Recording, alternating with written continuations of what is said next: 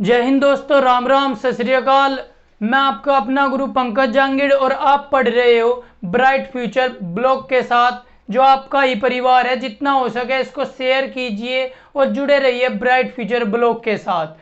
हम आपको पता है कि इस सेशन में हम डेली फिजिक्स पढ़ते हैं और फिजिक्स का एक चैप्टर कंप्लीट हो चुका है। उसके क्वेश्चन हम लगातार कर रहे हैं और आज इन क्वेश्चनों का लास्ट सेशन है। आज हम इनको कंप्लीट करने वाले हैं और जितने भी आज तक एग्जाम में क्वेश्चन आए हैं वे सभी क्वेश्चन हम आज कंप्लीट कर लेंगे। तो जितना हो सके सेशन को शेयर कीजिए और जुड़े रहिए अपने परिवार के साथ और देते रहिए अपने ढेर सारा परिवार, अब देते रहिए अपना ढेर सारा प्रेम। तो अगले क्वेश्चन पर चलते हैं और यह आपका दिखाई दे रहा है मेगावाट बिजली मापने की इकाई है।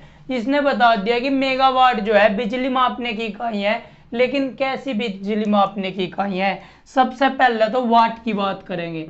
वाट क्या है? आपका शक्ति का मात्रक। वाट आपका शक्ति का मात्रक। मेगावाट क्या आपका?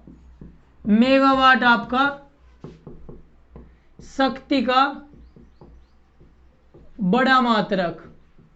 शक्ति का बड़ा मात्रक, विद्युत शक्ति का मात्रक भी बोल सको तो मेगावाट आपका विद्युत शक्ति का बड़ा मात्रक होगा। विद्युत शक्ति का बड़ा मात्रक, इसका मतलब जब बड़ा मात्रक हो गया तो बड़े सिस्टम में इसका प्रयोग करा जाएगा। जो आपकी बिजली उत्पादित की जा, बिजली का निर्माण हुआ है उसमें इसका प्रयोग किया जाता है। तो इसका आंसर हो जाएगा उत्पादित की जाती है। मेगावाट उस बिजली की शक्ति को मापता है जो उत्पादित की जाती है।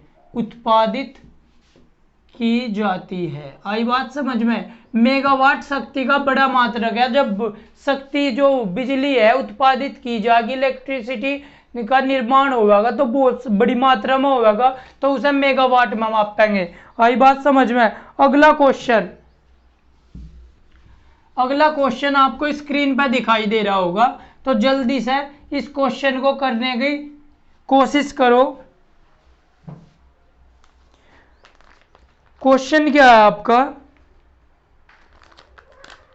क्वेश्चन में आपको एक तालिका दिखाई दे रही, त्वरण, बल और कार्य और आवेग, और इनके मात्रक दिखाई दे रहे। तो हमने इनका बताना कि किसका मात्रक क्या हो। त्वरण का मात्रक हो मीटर पर सेकंड स्क्वायर, तो ए का कौन सा हो जाएगा? ए का हो जाएगा चौथा, मीटर पर सेकंड स्क्वायर। इसी तरह बल है बी का क्या हो जाएगा? बल का हो आपका न्यूटन। न्यूटन कौन से नंबर पे? तीसरे पे, तो बी का हो जाएगा तीसरा। सी पे क्या दे रखा? सी पॉइंट पे कार्य का मात्रक जूल है आपका पहले उस पे।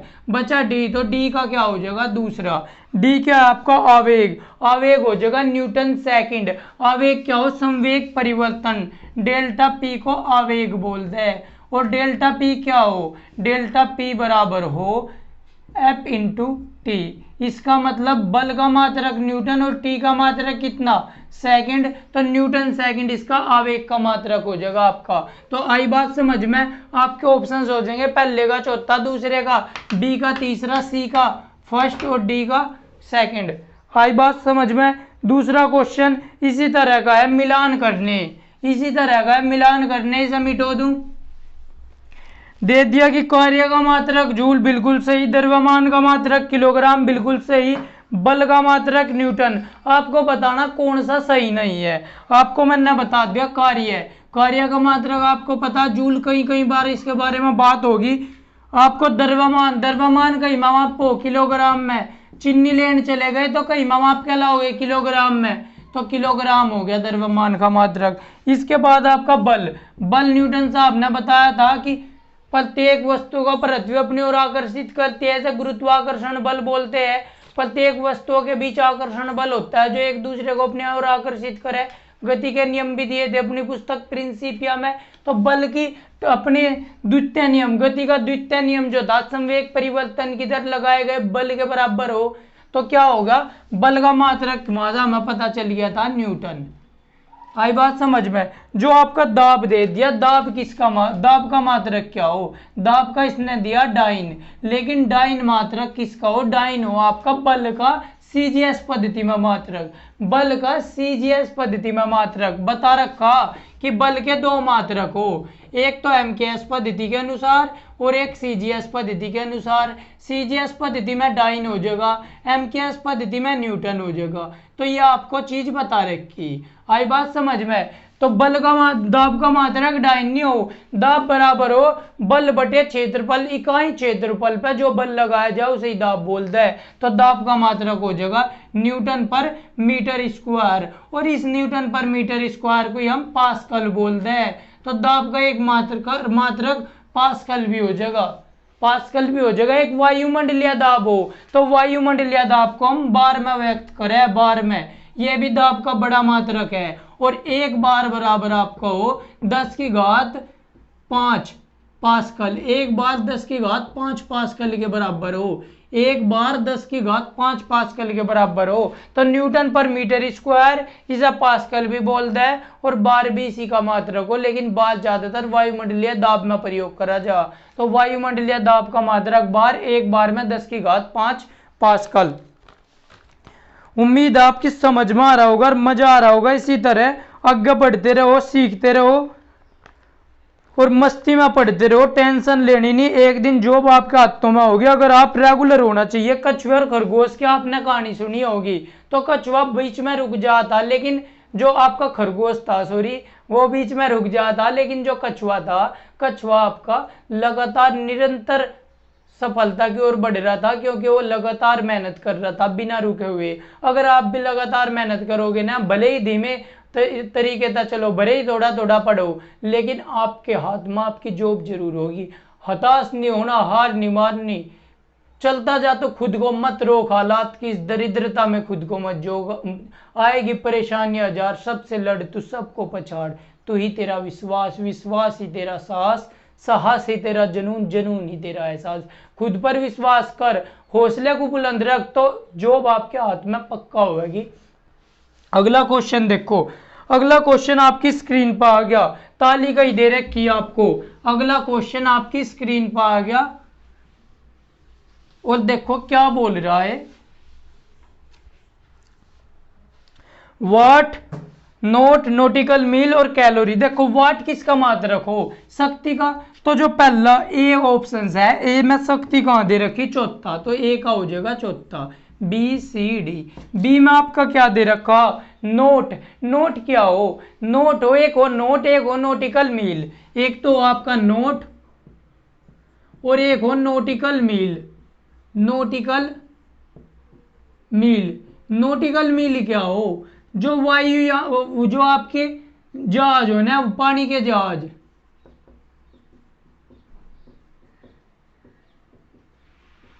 समुद्री दूरी मापी जा, पानी के जहाज की दूरी मापी जा।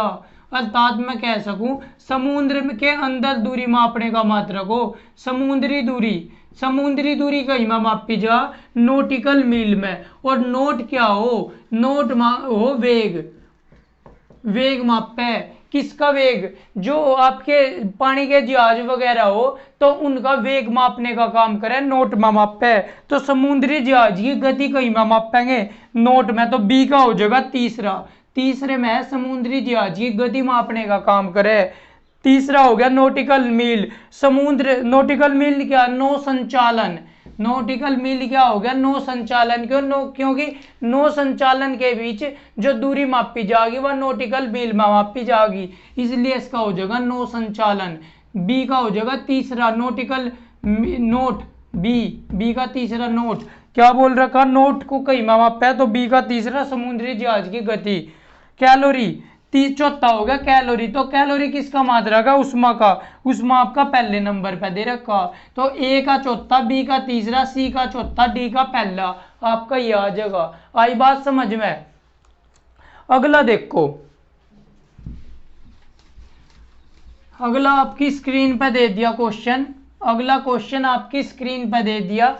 तो ये क्वेश्चन आपको क्या दिखाई दे रहा, जूल, एम्पियर, वाट, वोल्ट, कैलोरी। तो इनका मात्रक बताने, इनके मात्रक बताने, ए ABCDE।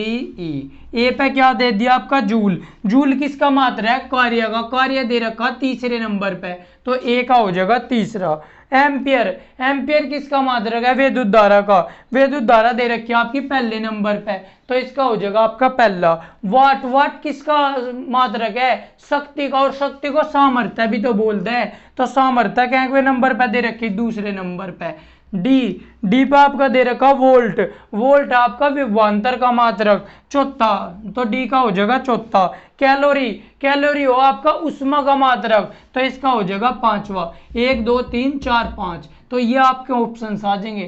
पहले का तीसरा, दूसरे का पहला, तीसरे का दूसरा, चौथे का चौथा और पांचवे का पांचवा। इस तरह आपको केवल एक मात्रक ना पूछ के 4-5 मात्रक भी पूछ लेगा। तो आई बात समझ में। अब देखो नोट क्या हो बता ही दिया। जहाज, जो जहाज हो, जहाज की गति मापी जाओ उसे नोट में मापी जाओ। नोटिकल मील क्या हो, जहाज के अंदर जो समुद्री दूरी मापी जाओ नोटिकल मील में मापी जाओ। नौ संचालन में प्रयुक्त हुआ नोटिकल मील। एंगस्ट्रोम की अगर बात करें, एंगस्ट्रोम क्या हो, प्रकाश की तरंग दैर्ध्य को जो मापा जा एंगस्ट्रोम से मापा जा। और प्रकाश वर्ष क्या हो, समय के मापन की इकाई है। तो अगले ऑप्शन में यही दे रखा। नोट का क्या हो गया, जहाज के चाल की गति को मापे। नोटिकल मील नौ संचालन में प्रयुक्त दूरी को मापे। एंगस्ट्रोम प्रकाश के तरंग दैर्ध्य की इकाई मापेगा। प्रकाश वर्ष क्या है, दूरी मापने का है। अब अगला क्वेश्चन देखो, 1 हॉर्स पावर। देखो ये नहीं बताया था मैंने, आपको बता दिया शक्ति का मात्रक वाट हो। शक्ति का मात्रक वाट हो, शक्ति का मात्रक मेगावाट भी हो। शक्ति क्या हो, कार्य करने की दर, तो जूल प्रति सेकंड भी हो। जूल प्रति सेकंड भी हो शक्ति का मात्रक। और शक्ति का मात्रक एक, ये शक्ति का बड़ा मात्रक हो गया मेगावाट। तो शक्ति का एक बड़ा मात्रक और हो, एक अश्व शक्ति। एक अश्व शक्ति कितने के बराबर हो, जब बहुत बड़ी वो हो जाए आपकी शक्ति को, बहुत बड़े मात्रक है शक्ति का, 740 वाट के बराबर हो। 740, जब बड़ी वो होने आपकी क्या जो शक्ति हो, विद्युत प्रोड्यूस करी जा, जो इलेक्ट्रिसिटी प्रोड्यूस करी जा ज्यादा मात्रा में, तो 1 वाट 2 वाट तो निकले नहीं, बहुत सारी निकलेगी, तो अश्व शक्ति में मापेंगे। एक मेगावाट भी हो, मेगावाट आपको बता, मेगावाट, मेगा हो 6, 10 की घात 6, तो 1 मेगावाट बराबर 10 की घात 6 वाट। तो बड़ा अश्व शक्ति था बड़ा क्या होगा, मेगावाट। लेकिन अश्व शक्ति भी एक बड़ा मात्रक है जो 740 वाट के बराबर हो जाएगा। तो आपसे बार बार पूछा जाए एक अश्व शक्ति किसके बराबर हो, एक अश्व शक्ति 740 वाट के बराबर हो। आई बात समझ में। आपसे बोल दिया पारिस्थितिक दबाव की इकाई है, अभी बताया था। अगला क्वेश्चन क्या है, पारिस्थितिक दबाव की इकाई है, बार हो जाएगा। पारिस्थितिक दबाव यानी कि वायुमंडलीय दबाव भी बोल सके। वायुमंडलीय दबाव कहीं में मापा जा, बार में। और 1 बार बराबर 10 की घात 5, 1 बार बराबर 10 की घात 5 पास्कल, 10 की घात 5 पास्कल। या 1 बार बराबर 1 पास्कल कितना हो, 1 न्यूटन पर मीटर स्क्वायर। तो 1 बार 1 न्यूटन पर मीटर, 1 बार बराबर 10 की घात 5 न्यूटन पर मीटर स्क्वायर, क्योंकि 1 पास्कल 1 न्यूटन पर मीटर स्क्वायर के बराबर हो। तो 1 बार 10 की घात 5 पास्कल, या मैं कह दूं 1 बार बराबर 10 की घात 5 न्यूटन पर मीटर स्क्वायर। आई बात समझ में। अब अगला क्वेश्चन आपकी स्क्रीन पर आ गया। आपको क्या दे दिया, उच्च वेग तरंग दे दिया, दाब और ऊर्जा और इनके मात्रक आपको बताने। अब देखो उच्च वेग क्या है, उच्च वेग जब कोई वस्तु ध्वनि की चालता भी ज्यादा स्पीड तक जान लगे, यानी कि किसी वस्तु का वेग ध्वनि के वेग से भी ज्यादा हो जा, तो उसे क्या बोल रहा है, मेक में मापा जा। एक अनुपात हो कि वस्तु का वेग, वस्तु का वेग, माध्यम बराबर होना चाहिए, माध्यम सेम, और उसी माध्यम में, उसी माध्यम में ध्वनि का वेग, ध्वनि का वेग, इनका जो रेशियो रहेगा वो रेशियो मेक संख्या के बराबर होता है, मेक संख्या के। इसका मतलब अगर ध्वनि के वेग तक दुगनी स्पीड तक वस्तु चल रही तो मेक संख्या कितनी आ जाएगी, 2 आ जाएगी। आई बात समझ में। तो मेक का संबंध किससे है, उच्च वेग से, तीव्र वेग से।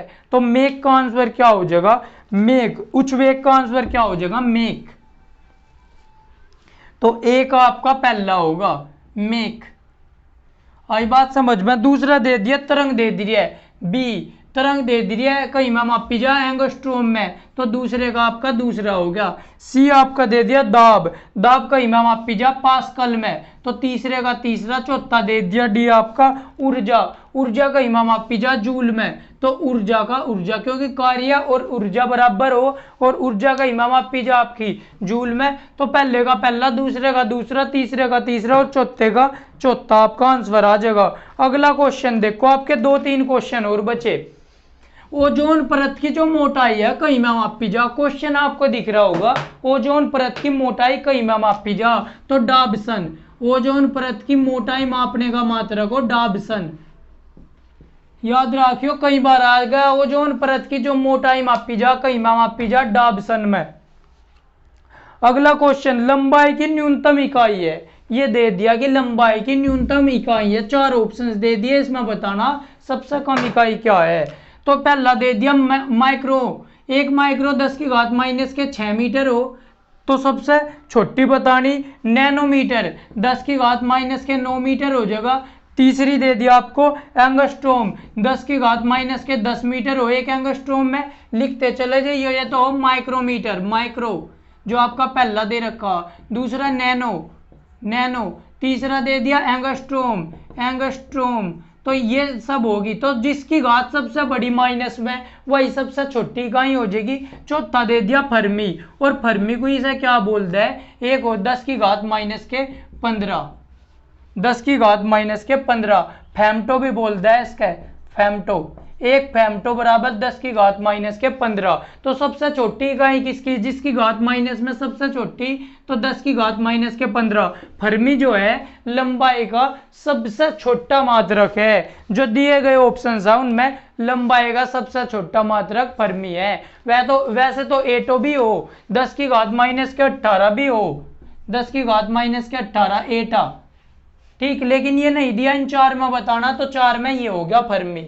आई बात समझ में। अब अगला ऑप्शंस देख लो आप, अगला क्वेश्चन देख लो, तेल का एक बैरल निम्न में से लगभग कितने होता है। तेल का एक बैरल है, कितने लीटर के बराबर होगा, तो 159 लीटर के बराबर हो, 159, 159 लीटर के बराबर हो, 159, 159 लीटर, एक बैरल 159 लीटर के बराबर होगा। तेल का एक बैरल 159 लीटर के बराबर होगा। अगला क्वेश्चन आपकी स्क्रीन पर दिखाई दे रहा है और ये लास्ट क्वेश्चन है, आपको सीक्वेंस में लगाना। क्यूसेक, क्यूसेक किसकी इकाई है, तो ए का क्या हो जाएगा, क्यूसेक क्या है, क्यूसेक जो जल का प्रवाह उसे मापता है, जल कितनी स्पीड से प्रवाहित हो रहा, तो क्यूसेक जल के प्रवाह को मापेंगे। तो जल का प्रवाह क्या दे दिया, प्रवाह की दर, तो तीसरा ऑप्शन हो गया इसका बी सी डी, तो ए का तीसरा हो गया। दूसरे नंबर पे क्या दिया, बाइट, बाइट क्या हो, कंप्यूटर से संबंधित है, तो इसका हो जाएगा आपका चौथा। कंप्यूटर से संबंधित आप चिप देखते होगे, आई बात समझ में। मेमोरी कार्ड जिसे बोलते हैं, तो मेगाबाइट में भी होवे, किलोबाइट भी, केबी भी देखते होगे, जीबी देखते होगे, गीगाबाइट, आई बात समझ में। मेगाबाइट, गीगाबाइट, टेराबाइट भी आ गया। अब तो टेरा कितना हो, 10⁻12 को क्या बोलते हैं, टेरा, तो 10⁻12 बाइट को बोलते हैं टेराबाइट। आई गीगाबाइट कितना हो, 10�9 बाइट को गीगाबाइट बोलते हैं। आई सब बात समझ में। तो यहाँ काम आवे गीगाबाइट, जीबी बोल रहे हो ना, जीबी का पूरा फुल फॉर्म बताओ। 5 GB की, 6 GB की चिप है, जीबी की फुल फॉर्म हो गीगाबाइट, यानी कि 1 GB का मतलब है गीगाबाइट, 10�9 को बोलता है गीगा, तो 1 GB बाइट का 10�9 गुना, यानी कि 10�9 बाइट को ही 1 गीगाबाइट बोलता है। 10�9 बाइट भी बोल सको आप, उसे 1 गीगाबाइट बोलते हैं। टेराबाइट 10⁻12 बाइट को 1 टेराबाइट बोलता है। आई बात समझ में। तो इसका मतलब बाइट किससे संबंधित है, आपके कंप्यूटर से, तो कंप्यूटर है चौथा, तो बी का हो गया आपका चौथा। सी है रिएक्टर, रिएक्टर स्केल हो एक जिससे भूकंप की तीव्रता मापी जा। एक सिस्मोग्राफ हो, तो सिस्मोग्राफ और रिएक्टर स्केल में क्या अंतर है, जल्दी लेकर आने वाला। अब देखो रिएक्टर स्केल भूकंप की तीव्रता को मापता है, तो इसका हो जाएगा दूसरा ऑप्शन चौथा होगा बार, डी का बार। बार क्या अभी बता द आपको माप है, तो इसका हो जाएगा पहला ऑप्शन 1 2 3 4, ए का तीसरा, बी का चौथा, सी का दूसरा, डी का पहला। ये आपका आंसर हो जाएगा। इसी के साथ आपके पूरे क्वेश्चन खत्म हो गए। आपने पूरा चैप्टर कर लिया बिल्कुल धमाकेदार तरीके से। अब आप पूरा पहले तो चैप्टर समझियो, फिर उसका नोट्स बनाइयो। जितने क्वेश्चन करवाए भेजा बहुत ज्यादा इंपॉर्टेंट है, भेजा इंपॉर्टेंट है, तो आप नोट्स सारे बनाते हुए चलियो। उसके बाद आपका मात्रक में से कोई क्वेश्चन छूटने वाला नहीं, ये मेरी गारंटी है। तो इसी के साथ जय हिंद जय भारत, जुड़े रहिए ब्राइट फ्यूचर ब्लॉग के साथ।